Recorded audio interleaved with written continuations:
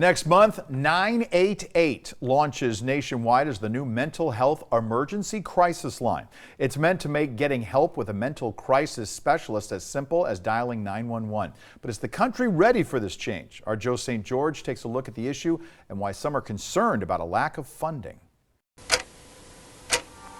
Time. Sometimes it feels short. On other occasions, the clock doesn't seem to move fast enough. But time can help us understand just how bad something is, like how every 11 minutes in this country, someone dies by suicide.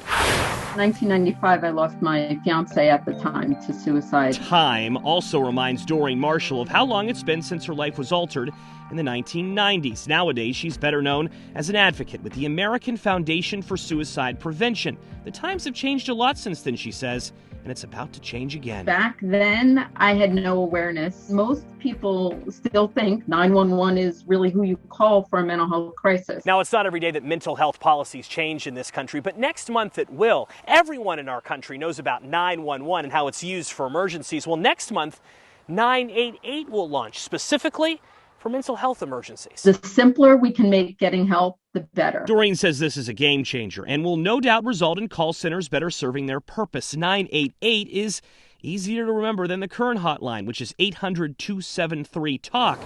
But is the country ready for the launch? It's scheduled to go live July 16th. There's a huge investment of resources that is needed. Stephanie Brooks Holliday is a clinical psychologist at RAND, a nonpartisan research service. Her nationwide survey reports just 16% of jurisdictions have long-term funding secured. You see, while Congress passed 988 back in 2020 and the FCC signed off on the launch next month, both left it up to individual states to actually fund call centers and programs. A new number that's easy to remember could quickly overrun systems. People don't feel like they have long-term financing in place. Each one of these states in red has yet to pass any new funding to improve the hotline. The states in orange have. Stephanie says there's a particular worry about rural areas, with some reporting a 2-hour possible response time to get a caller in-person help. That's a real challenge. Currently, there are no plans to delay the launch of 988 over these concerns, but there is good news on the horizon. A bipartisan gun reform bill is making its way through Congress and currently includes